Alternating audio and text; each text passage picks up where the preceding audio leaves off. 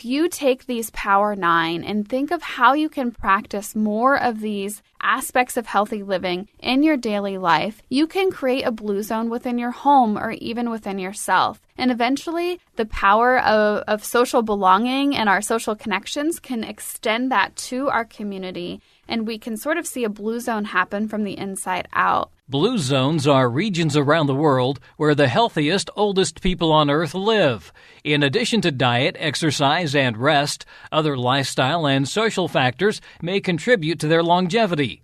K-State Research and Extension, Adult Development and Aging Specialist Erin Yelland says 9 healthy lifestyle habits shared by those living in blue zones have been identified as the key to longer, healthier lives.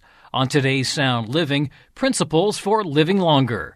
Sound Living is a weekly public affairs program produced by Research and Extension at Kansas State University. I'm Jeff Wichman.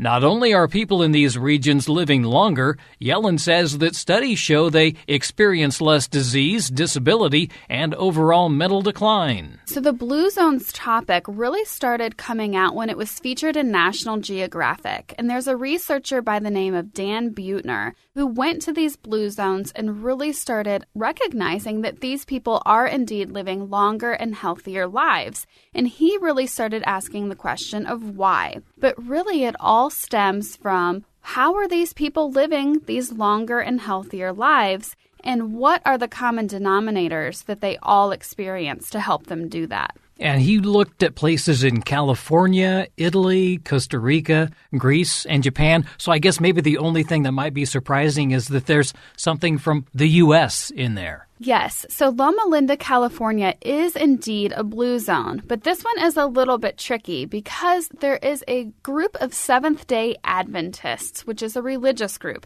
that lives in Loma Linda. And it's really this religious group and their practices that have made Loma Linda a blue zone. But what we have found in the other 4 blue zones across the world, so in Japan, Costa Rica, Italy, and Greece, is that it's a combination of course, the people that live there and the practices that they have on a daily basis, but the environment is also helping them to live a healthier lifestyle. He's kind of boiled this down to 9 attributes, maybe? Yeah, so Dan Buettner has identified what we call the Power 9. And so these are 9 attributes of healthy living that are commonly practiced across these 5 blue zones within the world. And many of these may not surprise you, but some of them will. Let's run through them. One of them that he talks about is to move naturally. Yeah, so the interesting thing about moving naturally is the naturally component of it. So we all know that exercise is incredibly important to our overall health and wellness.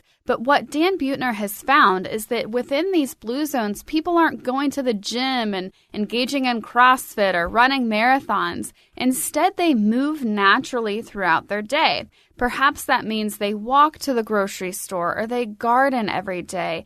Whatever they're doing, they're moving naturally. You won't see escalators and elevators and those sorts of things in some of these areas because people naturally are going to take the stairs. We've seen in some of these areas as well that people will continue to garden and work their land well until their 90s. And you'll see that these aren't people who are living in necessarily flat areas. And so every morning there's a wonderful story of a 90-year-old man who goes and climbs up the mountain to tend to his garden every day. So that sort of natural movement is really key across all 5 of these blue zones. Another is to know your purpose. So like you say, the man who gets up early in the morning knows that he's going to climb that mountain and take care of the garden. Yeah, so having that purpose of why you wake up in the morning, what is your reason for being?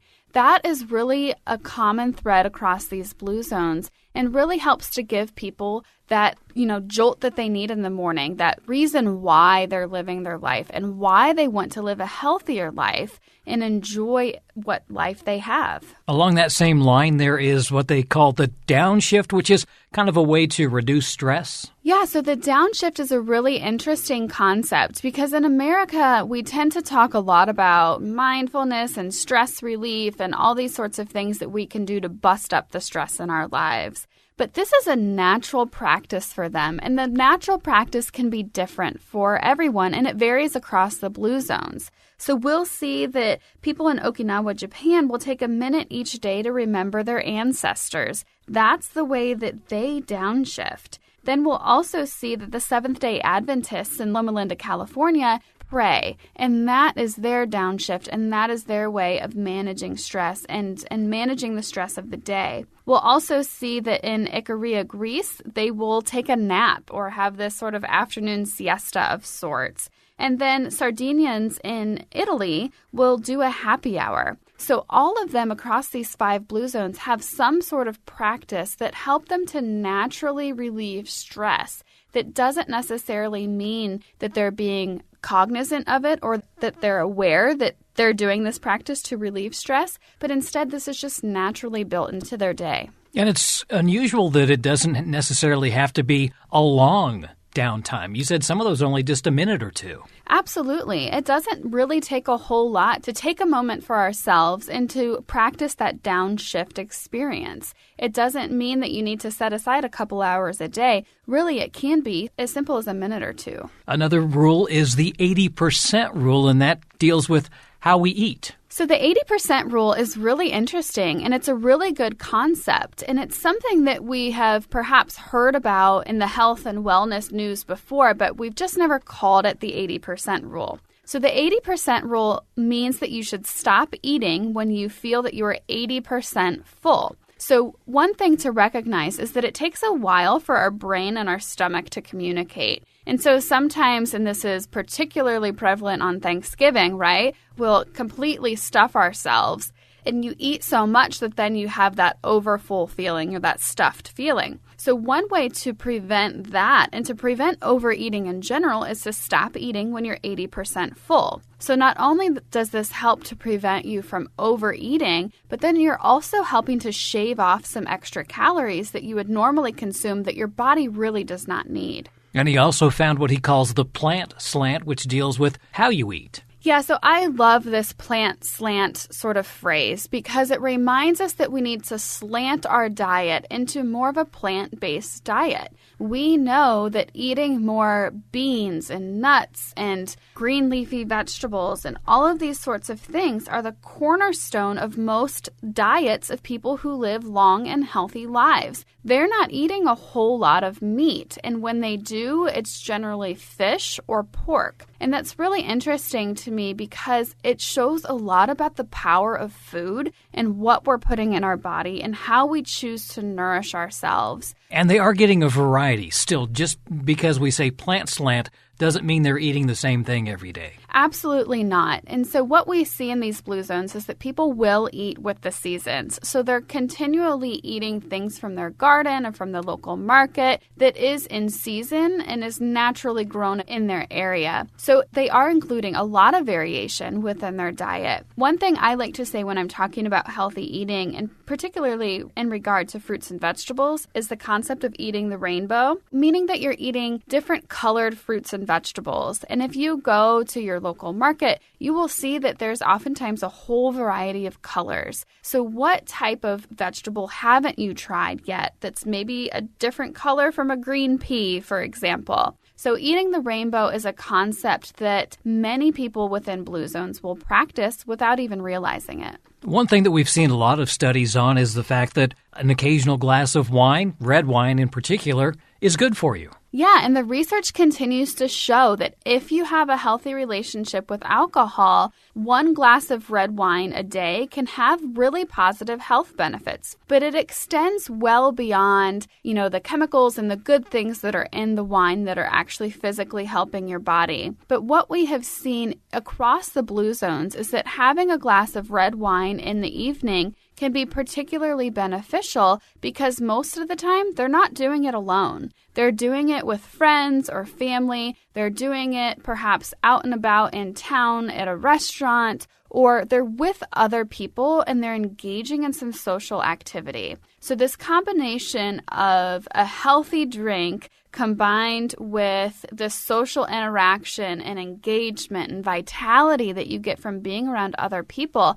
can be really beneficial for your health. Another of the Power 9 healthy lifestyle habits is family first, and I think that kind of speaks for itself, but it's talking about a thriving family, not just being around your family. Yeah, so this concept of a thriving family is very important. So people who are around family members, and family members doesn't include just blood relatives. You know, many of us have friends who we think are family members or who we treat them as family members. So being around people, whether it is your blood relatives, your friends, your community members, is incredibly important because they provide a solid foundation on which for you to grow, but they also provide stability and support and all sorts of good things that we want from these positive relationships in our lives. I think along that same line then is also the fact of belonging, and this kind of deals with more of a faith-based aspect. So we see in all 5 of the blue zones that people will identify to some degree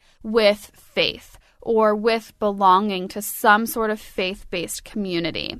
But what is particularly important to realize is that denomination doesn't matter. It really does not seem to matter across the research. What instead seems to be more important is that we have this sense of community and a sense of belonging and support and social network that comes along with these faith-based communities, rather than really the experience of the denomination or the specific beliefs themselves. The final attribute is called right tribe. What do we mean by that? So right tribe really means that the people that you are around have the power to support a healthy lifestyle and an overall good feeling about your life and how you are able to progress through life successfully. So if you are around people who support you and who eat healthy foods when you're eating healthy foods and who really want to live in this type of, really prime environment for aging, that's going to help you age well as well. So we will see in these blue zones that the right tribe extends basically to the entire community. So everyone is in this together. We're all supporting one another. And overall, our environment is supporting healthy living.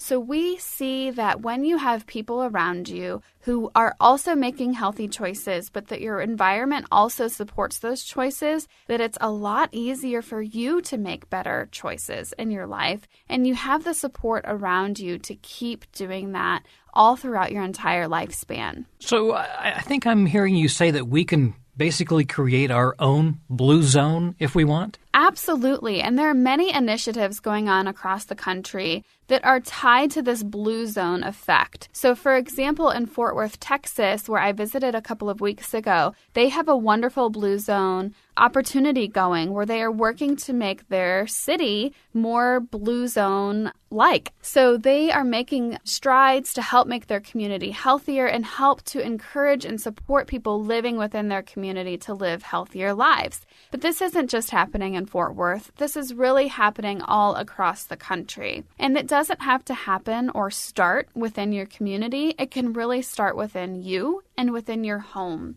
So if you take these Power 9 and think of how you can practice more of these aspects of healthy living in your daily life, you can create a blue zone within your home or even within yourself. And eventually, the power of social belonging and our social connections can extend that to our community, and we can sort of see a blue zone happen from the inside out.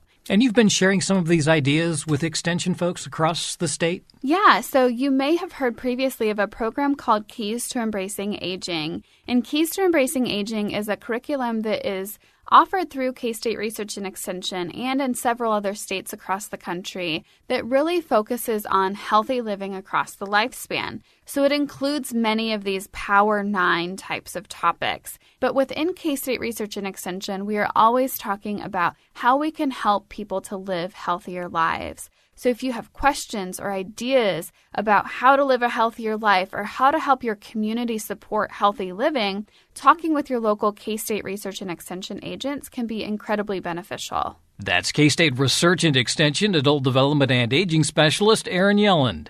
You can learn more about the keys to embracing aging by contacting your local Extension office or visiting www.ksre.ksu.edu.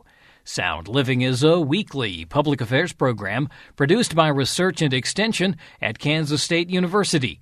I'm Jeff Wichman, and this is the K-State Radio Network.